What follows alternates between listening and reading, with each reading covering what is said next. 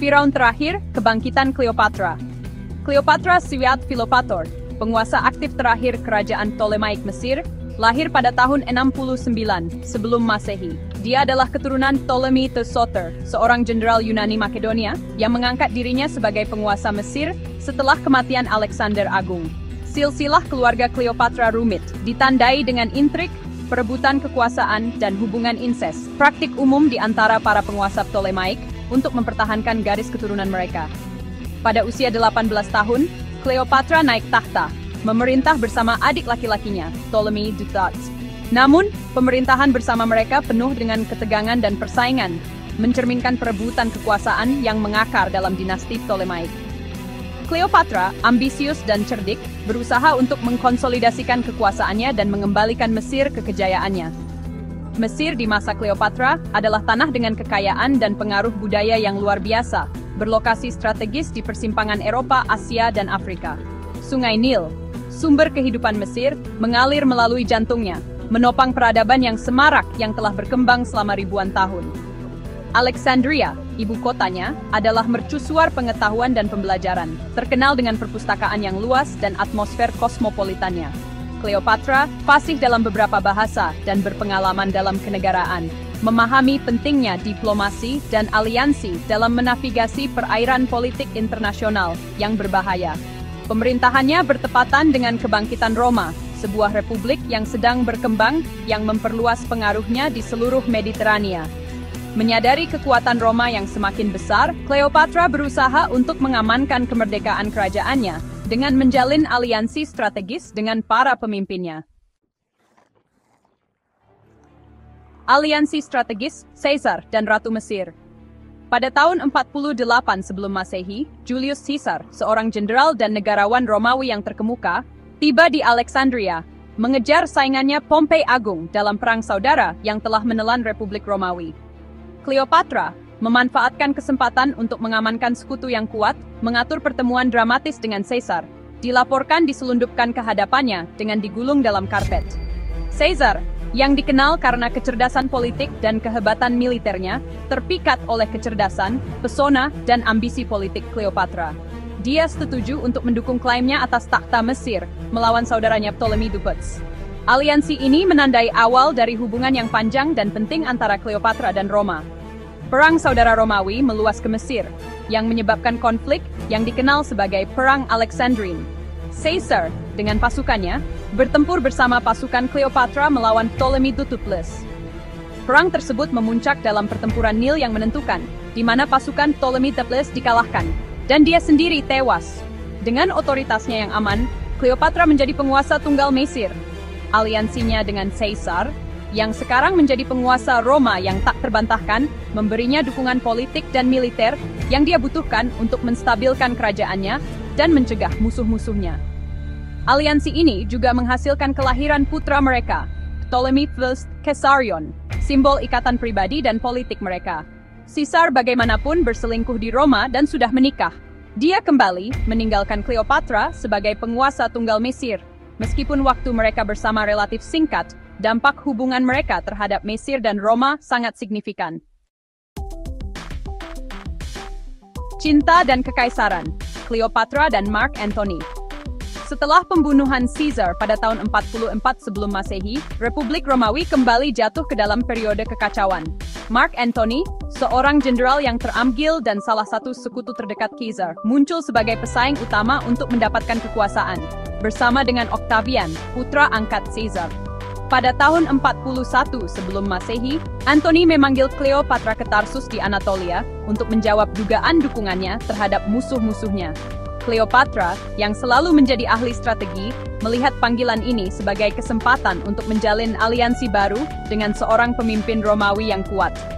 Dia tiba di Tarsus dengan gaya yang megah, berlayar menyusuri sungai Cydnus dengan tongkang yang megah, berpakaian seperti Dewi Aphrodite. Antony, seperti Caesar sebelumnya, terpikat oleh kecantikan, kecerdasan, dan kehadiran agung Cleopatra. Pertemuan mereka di Tarsus menandai awal dari hubungan cinta yang penuh gairah dan aliansi strategis yang akan membentuk nasib dunia Romawi selama lebih dari 1 dekade. Bersama-sama, mereka membentuk kemitraan politik dan militer yang tangguh, menantang kekuatan Octavian yang semakin besar. Hubungan mereka, bagaimanapun, bukan hanya sekedar kebijaksanaan politik. Antony dan Cleopatra berbagi kasih sayang yang mendalam satu sama lain.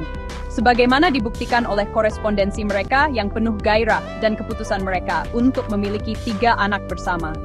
Mereka hidup mewah di Alexandria, tempat Cleopatra memerintah sebagai Ratu Mesir, dan Antony yang tergila-gila padanya, tampaknya melupakan tanggung jawabnya di Roma. Aliansi Cleopatra dan Antony merupakan ancaman bagi ambisi Octavian. Octavian, seorang politikus yang cerdik, menggunakan hubungan Antony dengan Cleopatra dan dugaan pengabaiannya terhadap urusan Romawi untuk membalikkan opini publik melawannya. Ular Nil kecerdasan politik Cleopatra. Pemerintahan Cleopatra ditandai oleh gejolak politik dan ancaman ekspansionisme Romawi yang selalu ada. Namun, dia menavigasi tantangan ini dengan keterampilan dan tekad yang luar biasa, mendapatkan reputasi sebagai diplomat yang cerdik dan ahli strategi yang lihai. Dia adalah wanita yang sangat cerdas, fasih dalam beberapa bahasa, termasuk Mesir, Yunani, dan Latin, suatu hal yang langka bagi penguasa Ptolemaic. Dia memahami kompleksitas hubungan internasional dan pentingnya menjalin aliansi untuk melindungi kepentingan kerajaannya. Cleopatra juga seorang administrator yang terampil yang menerapkan kebijakan untuk menghidupkan kembali ekonomi Mesir dan mengembalikan kejayaannya. Dia mereformasi mata uang kerajaan, mempromosikan perdagangan, dan mensponsori proyek-proyek pembangunan yang ambisius. Dia memahami pentingnya memproyeksikan citra kekuasaan dan kemakmuran, baik kepada rakyatnya sendiri maupun kepada pejabat asing. Pemerintahan Cleopatra bukannya tanpa kritik. Sejarawan Romawi yang menulis dari posisi bias, sering menggambarkannya sebagai penggoda licik yang menggunakan kecantikan dan pesonanya untuk memanipulasi pria-pria berkuasa demi keuntungannya sendiri. Namun, catatan-catatan ini sering mengabaikan kecerdasan politiknya, keterampilan diplomatiknya, dan cintanya yang tulus kepada kerajaannya. Terlepas dari tantangan yang dia hadapi, Cleopatra berhasil mempertahankan kemerdekaan Mesir selama lebih dari 2 dekade. Dia mengamankan perbatasannya, memperkuat aliansinya, dan memulihkan ekonomi Mesir. Dia adalah penguasa yang tangguh, yang mendapatkan rasa hormat dari rakyatnya, dan kekaguman, meskipun enggan, dari musuh-musuhnya. Bagian 5, melampaui medan perang pengaruh budaya Cleopatra. Pengaruh Cleopatra meluas melampaui ranah politik dan peperangan.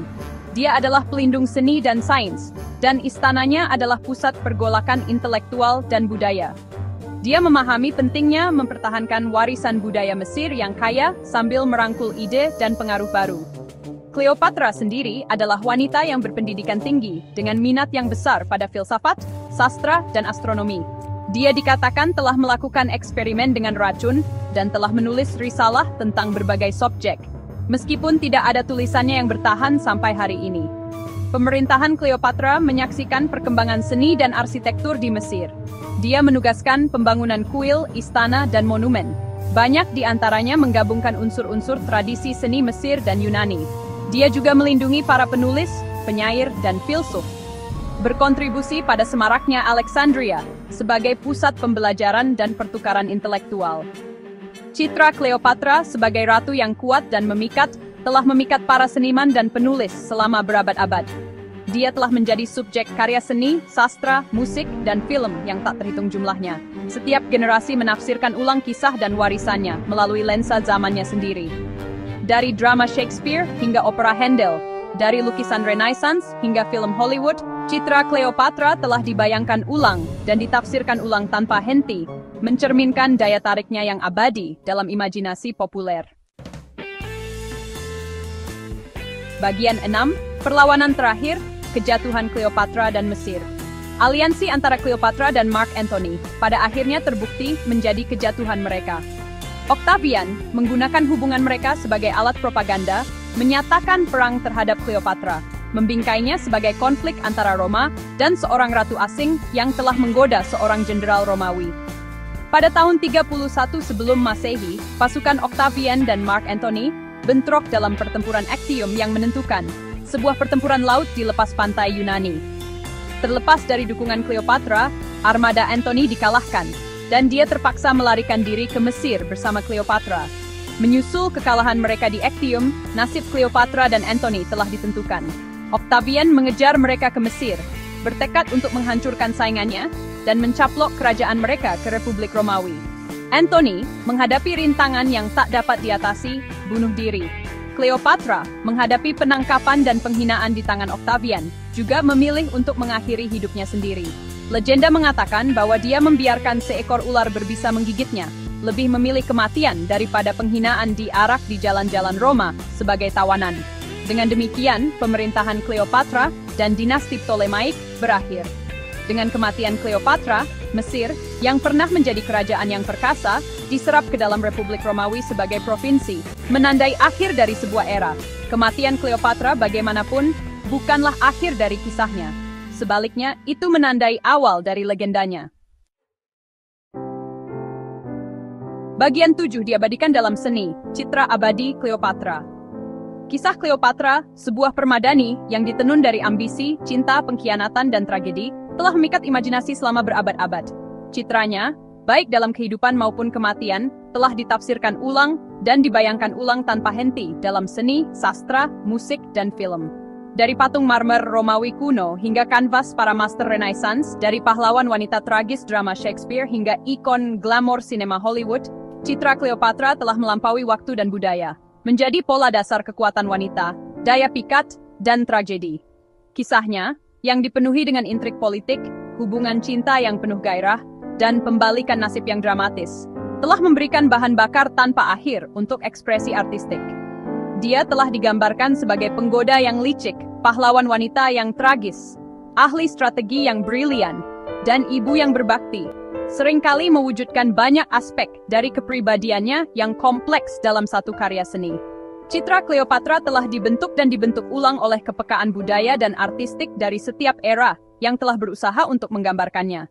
Dalam beberapa penggambaran, dia disajikan sebagai simbol kecantikan eksotis dan tipu daya feminin. Sementara di lainnya,